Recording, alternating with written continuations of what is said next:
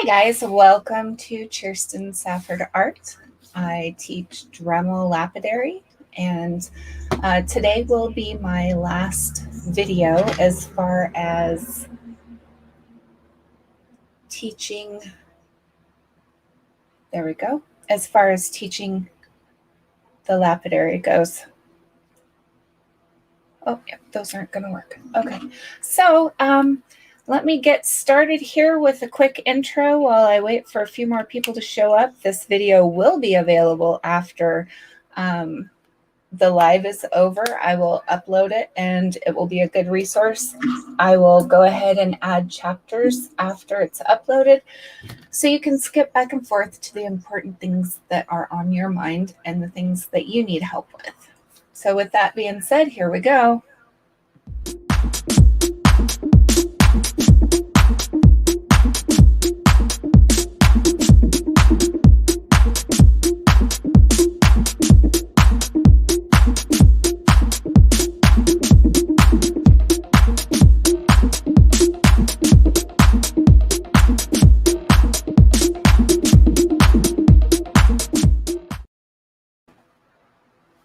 Okay, so today was supposed to just be a video about DIY drill bits, and I have decided to take it into a more permanent and longer video, more of a marathon of everything start to finish with Dremel Lapidary.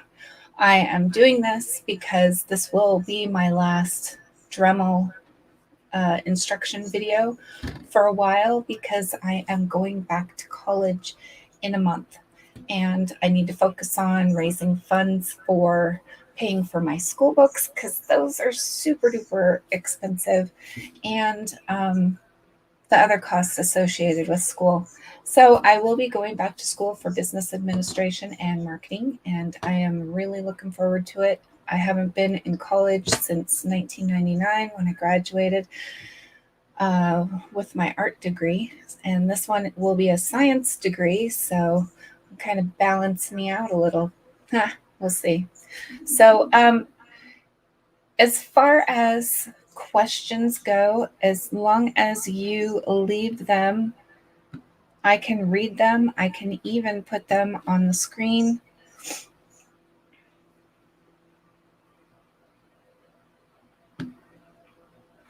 And that helps. Okay, so I have comments I can see on the screen, and I'm going to run a banner. It just says, welcome to Kirsten Safford Art and Rockin' Raccoons Weekly Live, where we help you learn the skills, tips, and tools needed to become an amazing rock artist. So basically, about 7 years ago, I was looking for a way to polish rocks. I had been working with a lapidary instructor and using all the great big wheels and commercial equipment available. There really wasn't much options under $200 that I could find for my home studio. So that got me thinking, well, why can't I do it with a Dremel? There was no YouTube videos on how to do lapidary with a Dremel at the time when I started. And so just being able to experiment and take my science brain and put it to work in the very first videos that I ever posted, which have hundreds of thousands of views by now, I learned a lot. And each time I made a video, I went into it with the thought idea that I would just work really hard to make sure that you guys could get the same kinds of things that I got and the same kind of education that I got. My teachers were wonderful. So we'll just get started, and it might bounce around a bit because my brain doesn't function like it used to. I do tend to have a problem with my speech just because of the way my connections are now. They're kind of messed up. So If I do miss something, please don't hesitate to ask questions. You are always welcome. If you look in the description of the video, which you can access by clicking on the title, if you look through there, you will see all kinds of links to different products that I encourage you to purchase. And there are also quite a few other things that I have tucked in there. And at the very bottom, you'll see the time code. And the time code is the chapters. So when you scroll across the bottom of the screen, fast forward, rewind, you'll be able to see those chapters pop up on your screen so you can see what I'm talking about. But if I don't complete a sentence, if I forget to talk about anything in particular, please don't be afraid to ask questions. Go to Dremel Lapidary by Kirsten Safford Art on Facebook. That is my personal subscriber group here, just for you guys. And I do have a team of admins that help me out a lot.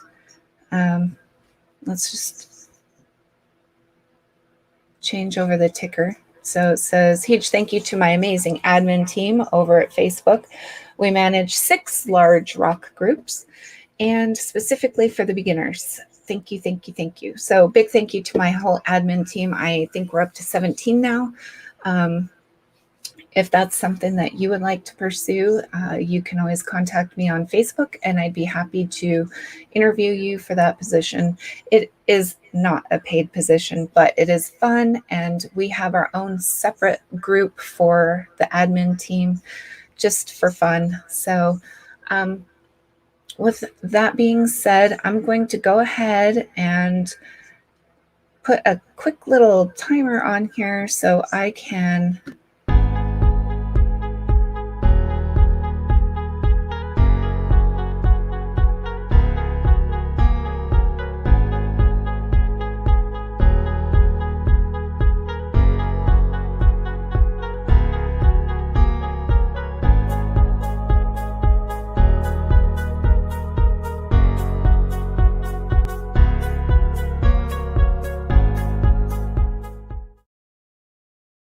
Okay, great. So we are going to get right into it. We're going to start with safety. Safety first, always the most important thing anytime you're learning a new hobby is you want to learn how to do it safely.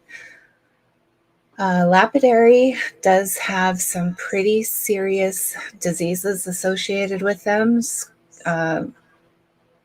Mesothelioma and silicosis of the lungs are 2 of the biggest, scariest things you could imagine that you can get because you're not being safe. The key is to know your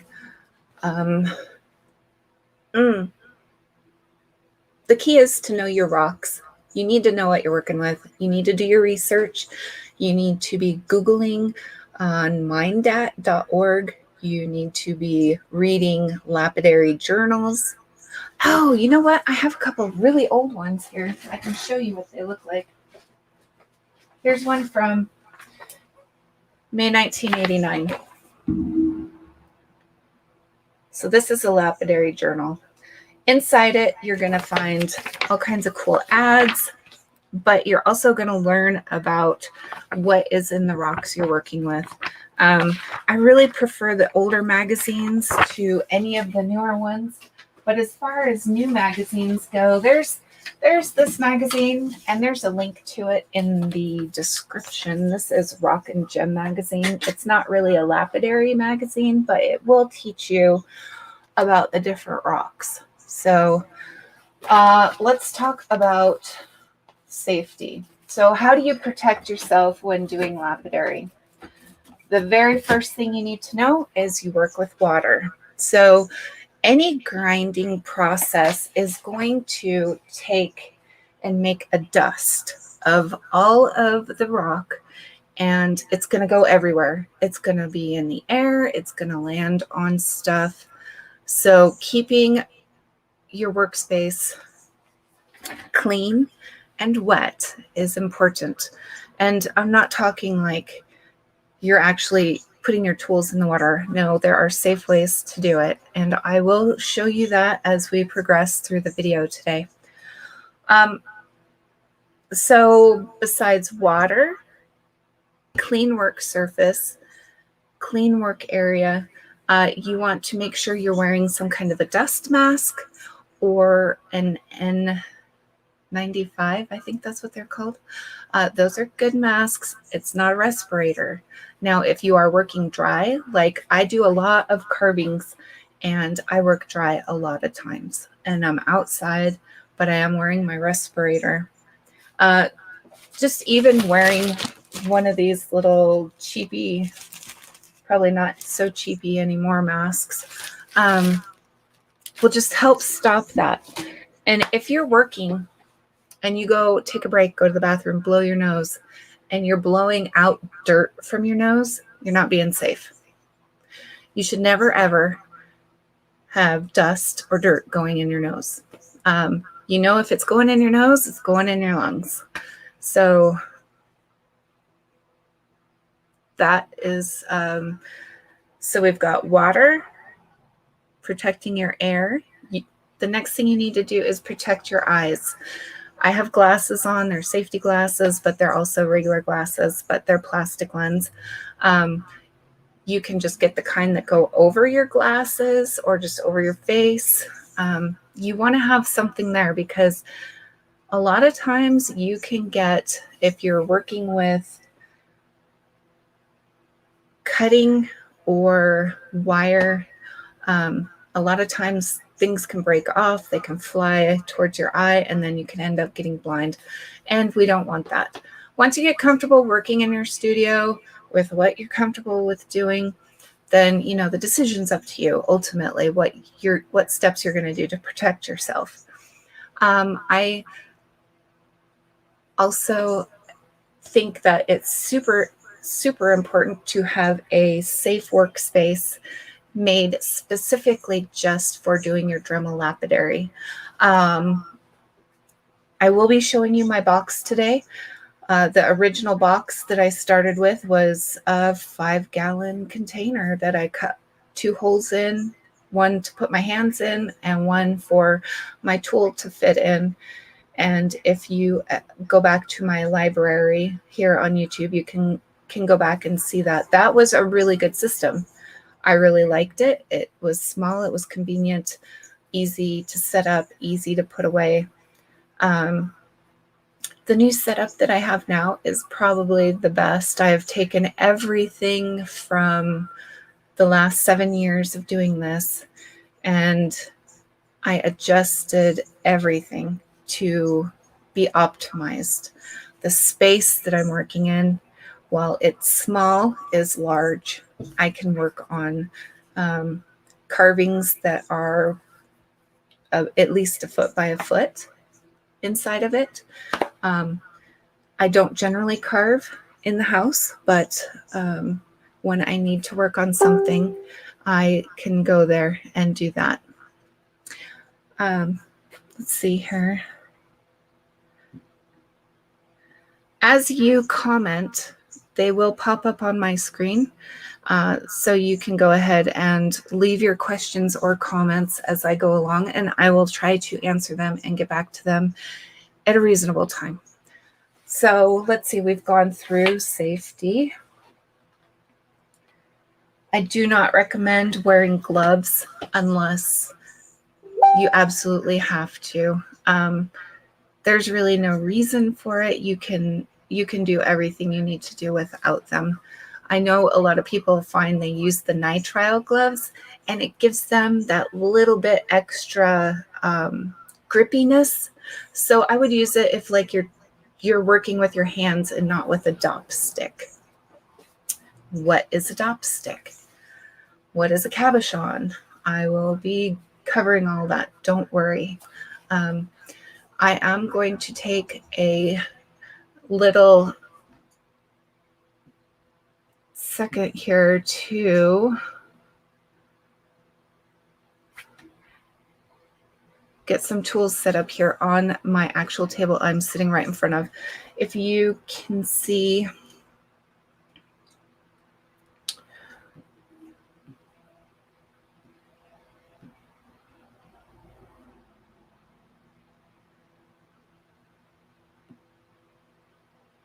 There we go.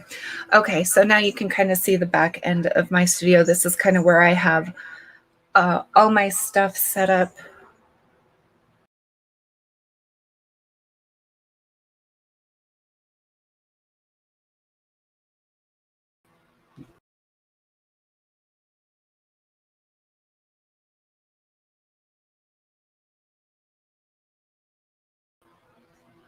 Okay, sorry, I am still learning this new system.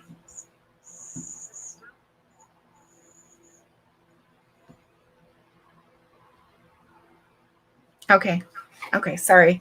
Give me 30 seconds to get everything set up real fast.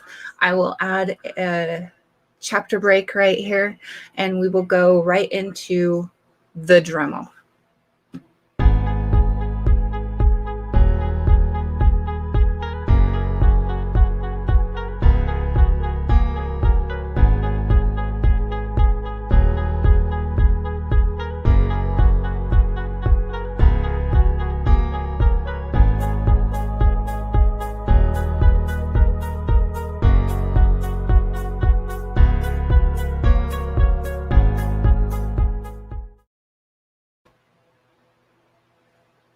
Okay, guys, I'm here. I'm just stepped outside of my studio really fast because it is 106 degrees in here.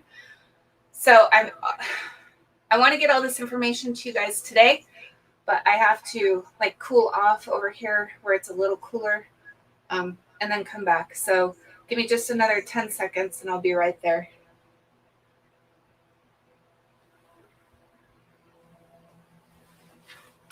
Actually, you know what? I do have this background that I made. Maybe I can use that. Here we go. I'm going to put this up. You can still hear me though, I believe.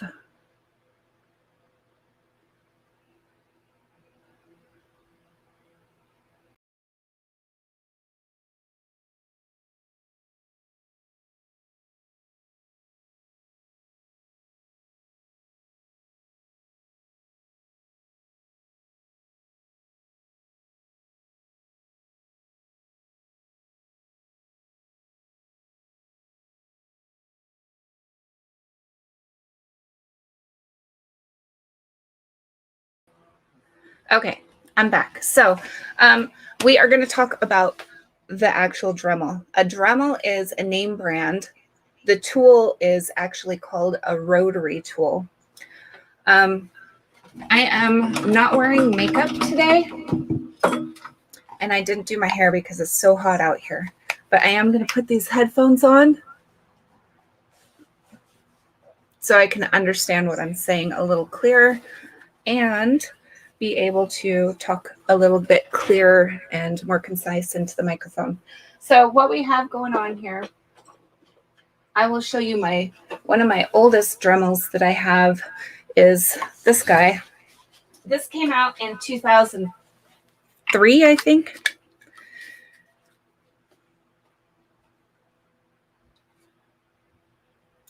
So this is the original micro Dremel. It's called the Mini Mite. They don't make them anymore. It holds a charge for like 30 seconds. So if you ever see those for sale, used, don't even bother. The next one that I use is my Dremel 3000. And this one I have hooked up to my flex shaft.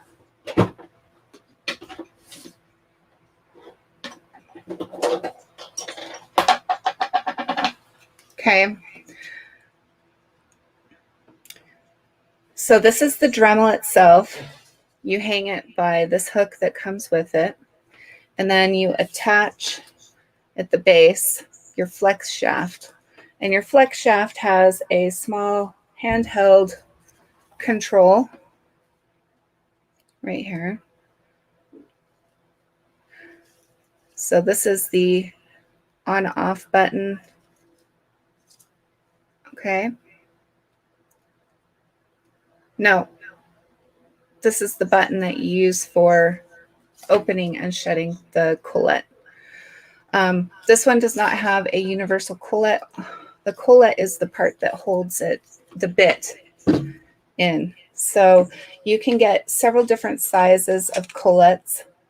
You can buy just the ones that you see at Walmart that are a different brand, but they will still work. And then inside you have a chuck that you put in there that holds the collet and the bit all together in one. I don't like using this. I have switched out to the universal on my handhelds that I use when I'm just doing polishing and touch-up work. And those are the Dremel Micro. And you can see that universal chuck there. So this will hold a needle. So the very, very, very fine ones that are like 1/32 of an inch, all the way up to 1/8 of an inch right there. So that's really good for that. It does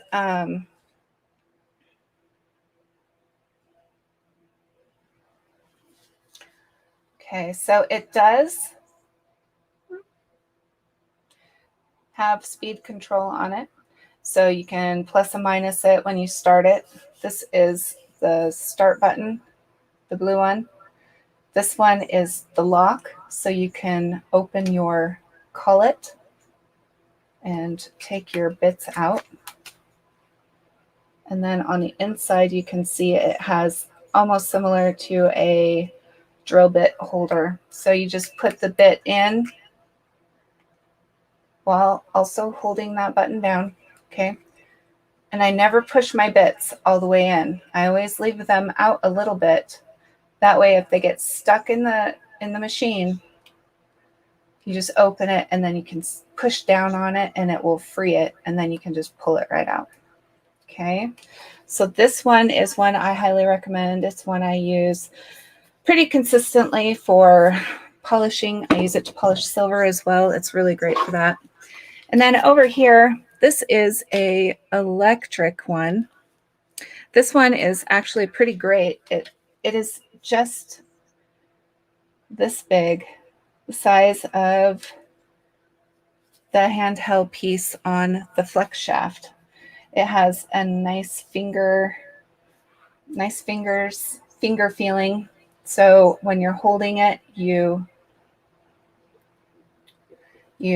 can hold your finger there and hold it like a pencil. And you can see I have that universal bit on this one as well. And so then this is the power button, the blue button. And then down here you can adjust the speed. I usually work between a 3 and a 4. I don't really find that I need more speed than that. But you know what? There are a lot of great tools on the market that are not by Dremel brand. Home Depot has a wood carving kit that has the hanging motor with a flex shaft, and it also has the foot pedal control. That's another tool that I really like is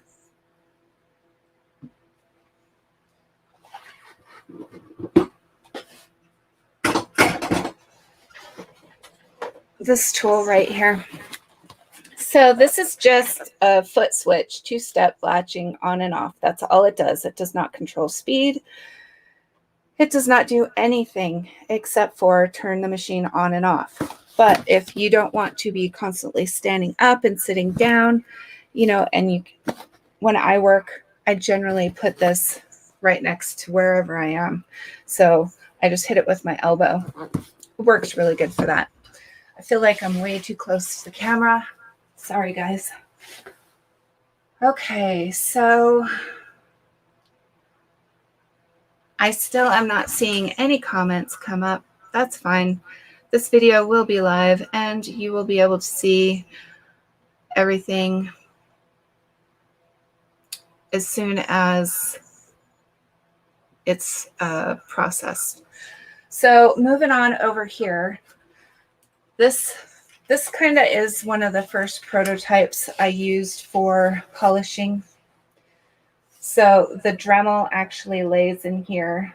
The head sticks out here. And then I would work over here over a bowl of water. It works really good. You just take a couple C-clamps and clamp it in the front and the back to your table wherever you're working. And it's really good as far as not taking up a lot of space, because I find that a lot of us, we are crunched for space, we're crunched for money. And so this was made from a 1x4 and 2 bolts and 4 screws. That's it. That's all that's in here. And then I just use a little bit of the door seal rubber on the circle parts.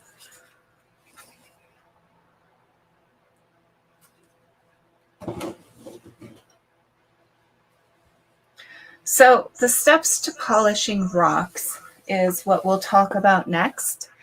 And if you want to go back and watch one of my videos on how to set up the Dremel system for polishing that I have kind of perfected for myself, then you want to look for the video that says my newest Dremel box creation.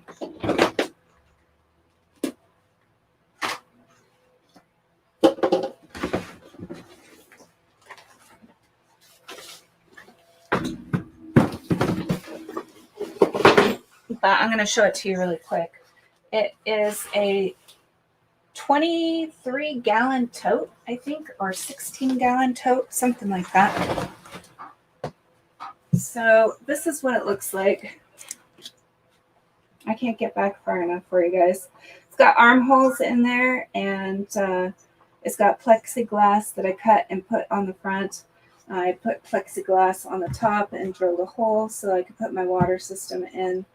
And then I also attached on this side this piping to hold my stand, which is a large dowel with a hook on the end of it. And then this is dust free. I can work in here all day. I don't have to worry about dust getting into my computer out here. I don't have to worry about any of that. But all the details, it's a very well laid out video. It's about 45 minutes long. And then this is just the dowel that sits in there. And then I can attach or clamp things here as needed. So that's that. I'm going to go ahead and remove this out of the studio so I have a little more room to work. And I will be right back. Oh, I am seeing comments now, guys. Thank you so much. Thank you, Terry.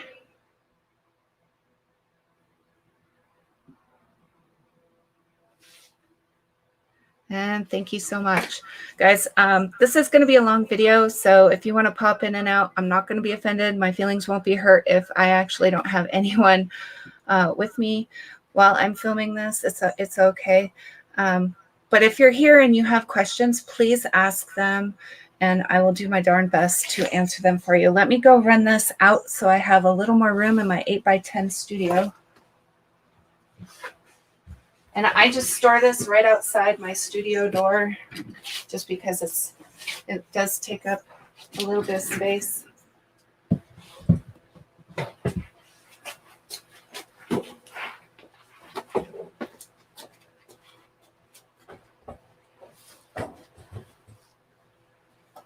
And then I'm going to also get rid of my Dremel and my foot pedals and my clamps and this thing that I already showed you.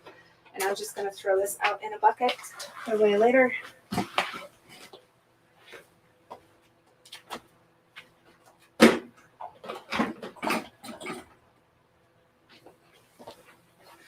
Okay, now on to the fun stuff, the drill bits.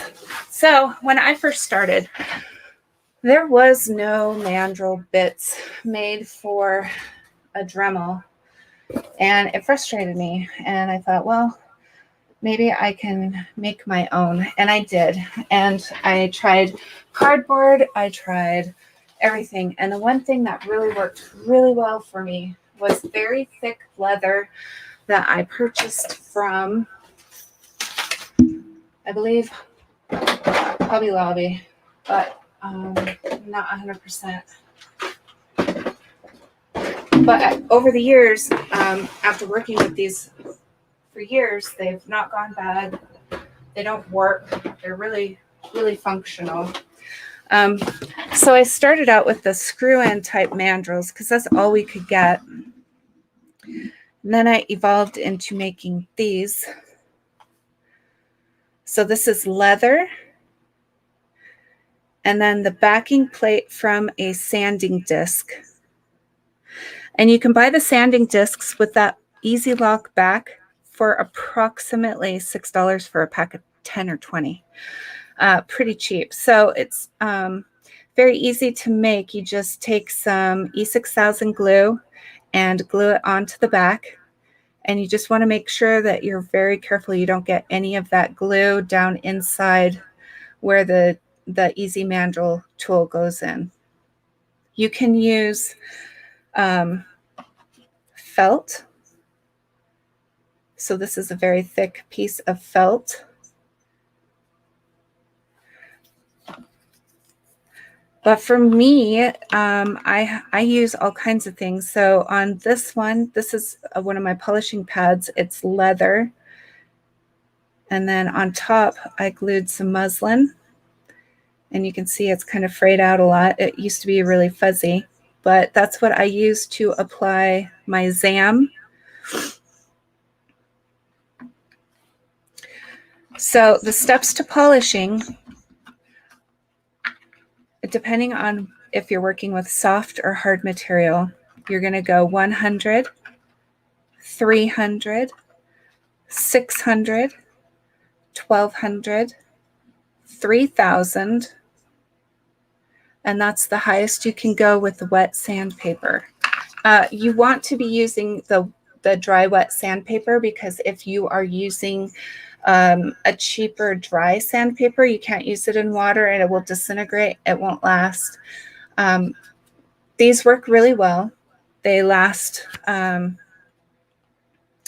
depending on what stage of polishing you're in. They can last pretty long.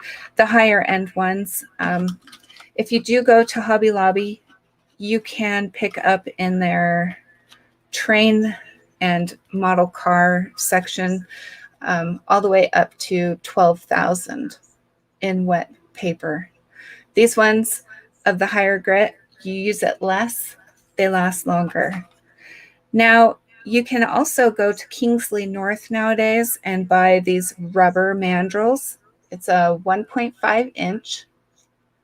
And you can buy these stickers that are muslin fabric backed with the sticker back. And you just stick it on there. And you can see this one has 50,000 grit diamond paste on it. You want to make sure you're not cross-contaminating any of your bits. You want to keep them separated. It doesn't matter so much up to about 3,000 grit if you're using just these paper-backed ones. But after that, if you're going to be using paste or polish, you want to make sure that all those pieces are kept separate because they will cross-contaminate. And then you risk scratching what you just worked for like 3 hours on. So that's super disappointing, and I don't want any of you to go through that. Another easy lock bit that you can get that I like to use, it's this little cotton bit. I think they're very cheap and they don't last very long. But if you're using them just for polish or cleanup at the very end, you know, dry or even with a little ZAM, they work just fine for that.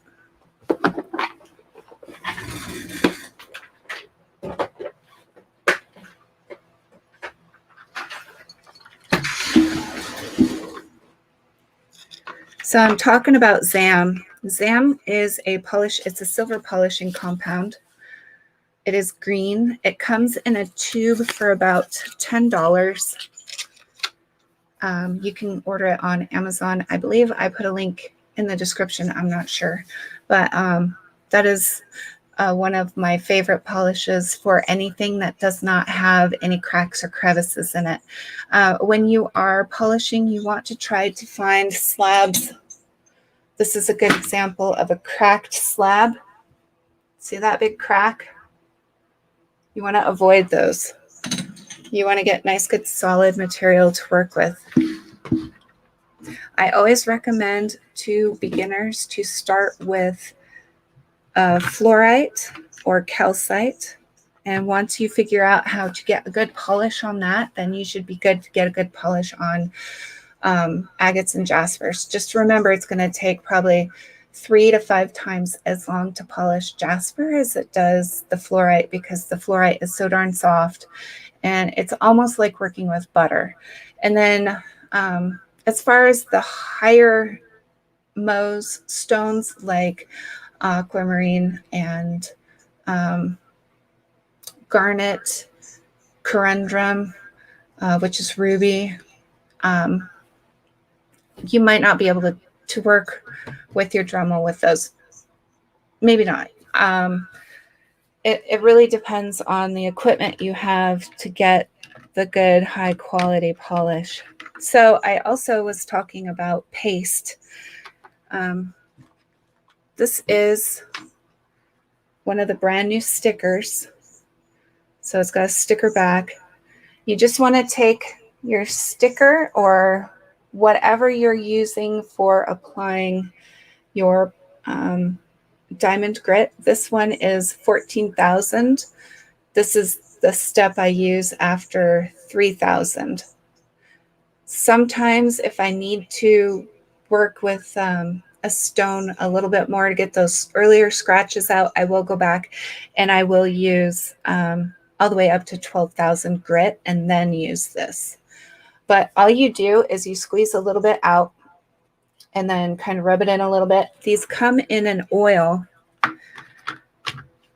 So if it's really hot out or if it's really cold out, it might come out super fast and easy, or it might be very hard to push out. So just hold it in your hand if you're working in a cold shop. That always seems to work really well for me.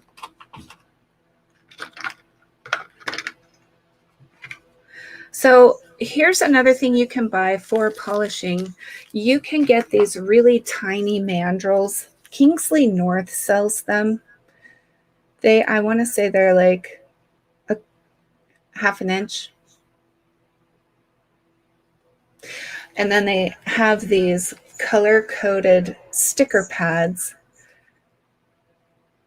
that you can get. And it goes purple, brown, red, blue, orange, and 220, 325, 600, 1200, 3000.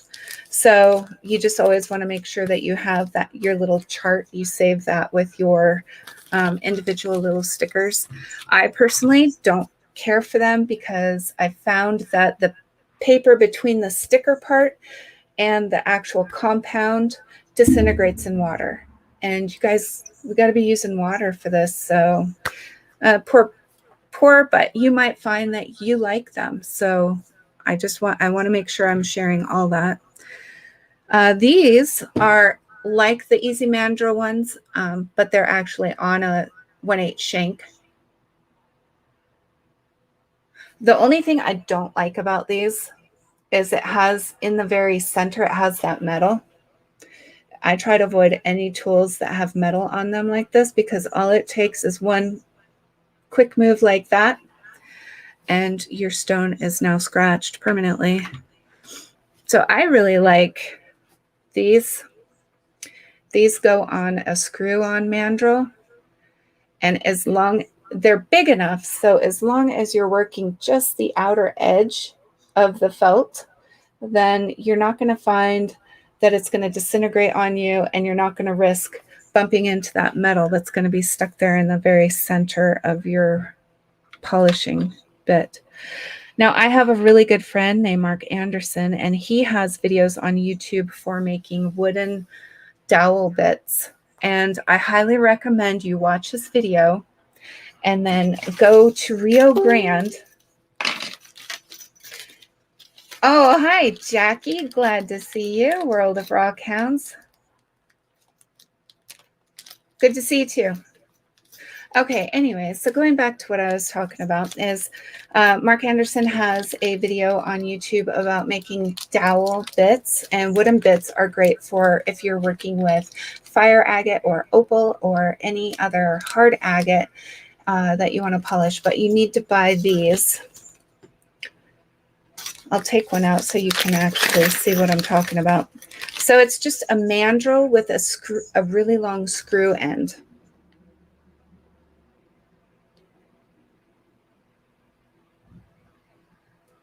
It's not showing up super well.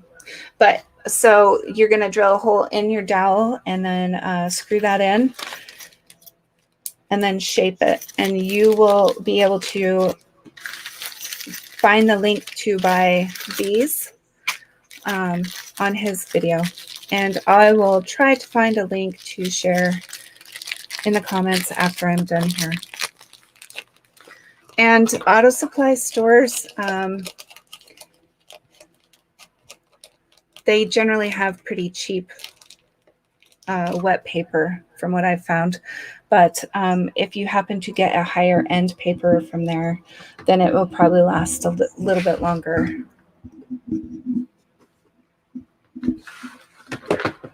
Okay, so those are the polishing bits. I use 2 different compounds when polishing besides the diamond grit. I use 2 different polishing compounds besides the diamond polishing grit. And one is cerium oxide. It is an orange paste. All I do is I put the powder in one of my little plastic containers and mix it with a little coconut oil. And that way I can easily mix it and spread it across my polishing pads. And then the other one is green. It's SAM. I just shave some off, stick it in here with a little coconut oil. You don't need to use the oil. You can just use water. It's fine. But I found that the application to the pad is easier if it's an oil base versus a water base.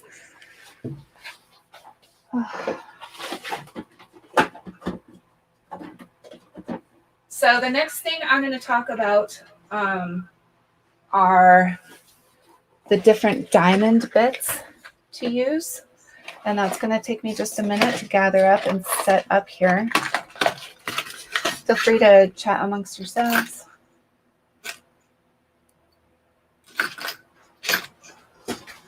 I am doing a giveaway on my second channel, Rockin' Raccoon, and this is going to be in that giveaway. When I get to 1,000 new subscribers, I will be doing like, I believe $100 giveaway.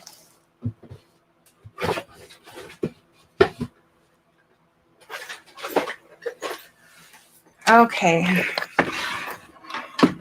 I'm going to step away. I'm overheating out here. I feel the sweat just dripping down me. I will be right back. I'm just going to put a little header on here that says, I will be right back. I'm going to go get some cold water, splash on my face, and then I'll be back to talk about the different grinding bits. Thanks, guys. Thanks for understanding and sitting through this.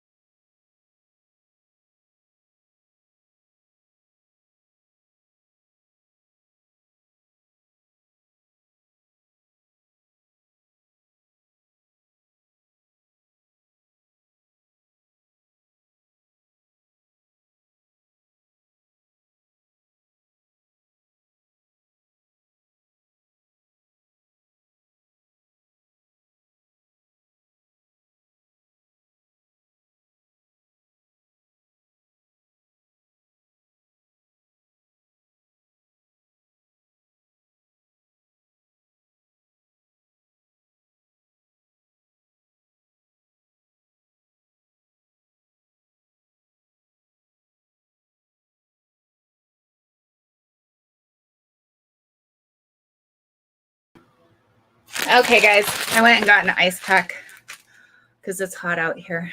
So I said the next thing we are going to talk about is the diamond bits. That'll be the next topic. As far as cutting your rock with your Dremel, you're not going to be happy or successful doing that. I'm going to suggest you get a 7-inch minimum sized wet tile saw from Harbor Freight. I've had mine since I started. It's going just fine. I do recommend you get lapidary blades. They're a little bit thinner, so you don't waste as much of your good material. They do sell these blades. These are for the Easy Lock mandrel, and I get them from Lowe's. They're $30 a piece, and you'll find if you're doing a lot of cutting, it's coated. It's not centered, meaning it's just electroplated on, and so it doesn't stay. It will crumble away with a lot of use, and you can always save the ones that have the edging gone and just use this section for grinding. I do that a lot when I'm shaping the curve of the top of my cabochons. A cabochon is just a stone that has been shaped, and I have this dinosaur one that I made. I'm really proud of. So it has a flat back. See, the back is flat. And then the top is convexed. It's hard to see in here with my lighting. And I don't have a manual zoom on my camera here. So, and then they use that for jewelry. So I use that big flat disc, this disc, for shaping the top and making sure it's nice and perfectly round. You don't want any ridges. If you notice that you're catching ridges, then you need to go back and smooth them out. Even when you're polishing and you notice that you have scratches still in your cab, you have to go back. You have to go back several steps, sometimes all the way to the beginning. So it's important to take your time, go slow, dry your cab off in between steps, and really look at it with a little magnifying glass or a jewelry loop, and that will save you hours of frustration. Believe me, I know this from personal experience, guys. So centered bits, let's see. So this is coated and this is electroplated. These are centered, and that just means that the diamond is embedded in the metal or ceramic or brass, whatever they are using to make the bits. Generally, it's brass.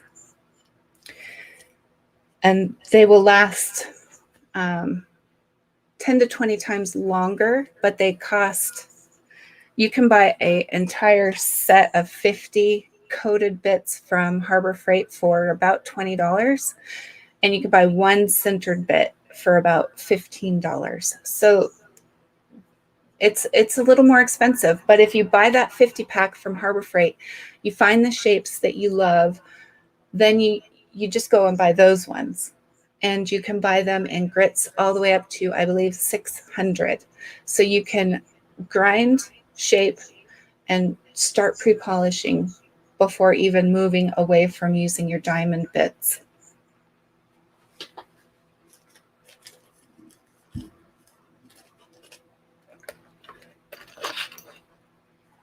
So these are very easy to use. They just plug right into the Dremel.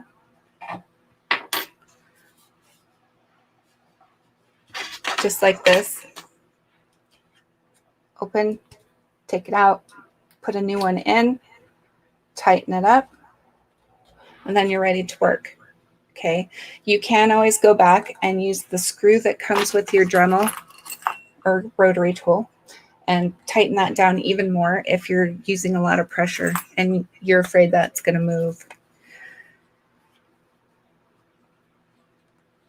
So you can use stones for grinding on softer stones. So this is a green stone. They have pink, and they also have orange and white. Each one of these has a different compound in it, and you will have to Google to figure out what that one is. I don't hardly ever use these anymore because I work mostly with large pieces now. But it's also an option and worth a try if you're just getting started, for sure. Another thing that you have in your arsenal is if you are working with calcite or fluorite, you can actually use these sanding bits.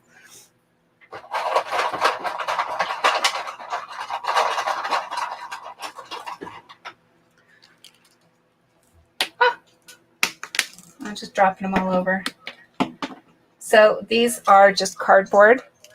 So when using them with water, they will disappear pretty quickly, and you'll have to switch them out.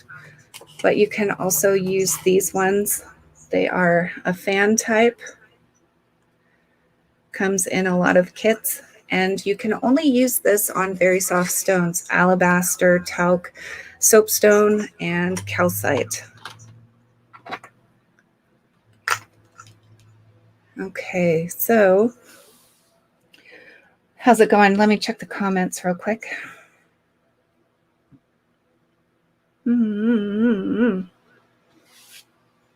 Oh, good. You guys are talking to each other. That's awesome. Glad to see that. So I can get about 40 minutes of straight use out of this guy on one charge. It's great because you just stick it in and it's good to go. I like the little handheld guy, but after about 30 minutes of use with the little electric one, it gets too hot. The larger ones, you don't have to worry so much about them overheating, but you should be aware that most Dremel's rotary tools have brushes in them, and those brushes wear out over time. And instead of just throwing away an entire Dremel or rotary tool, you can replace those brushes for about 25 cents each side. It has one on each side generally. So I don't want anyone else throwing away Dremels that just stop working unexpectedly. That's usually going to be a brush issue.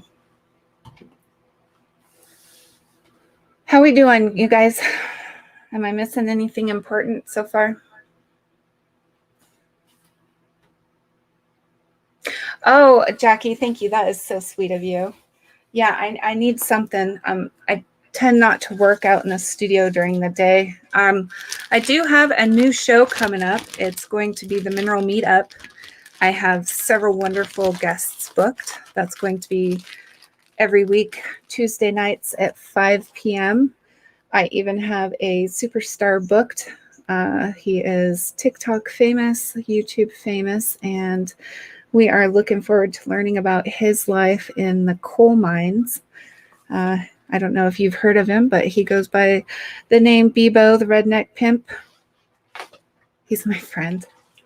So next week we will have several wonderful guests on the show at 5 p.m. Mountain Standard Time Tuesday. I am just going to take a quick breather really fast, and I will be right back.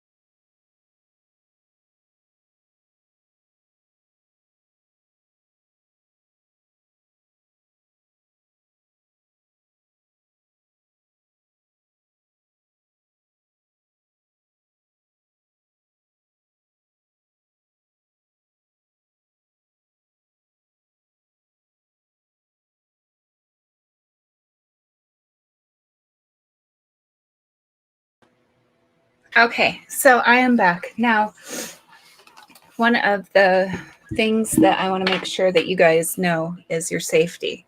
So work wet. Don't get your motor wet. You will risk electrocution, and we don't want that happening to anyone. So always use a flex shaft, or just be very, very careful and work with very tiny amounts of water. For that, I always use, like, this is a fine mist spraying water bottle, or a great big water bottle like this one that you can get at Walmart for like $1. Just keep the stone wet while you're working it, and then you don't have to risk your tool falling in the water. I've done that too. It's not fun. What else, guys? Any last questions for me before I call this over?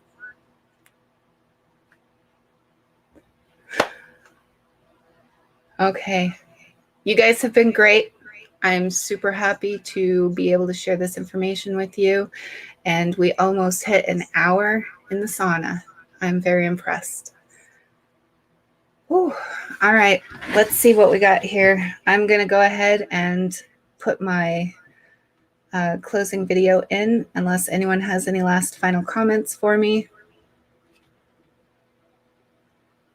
Thank you for joining. Thanks for being a part of today's broadcast. This is my last Dremel Lapidary live I will be doing for the foreseeable future, because I'm going back to college.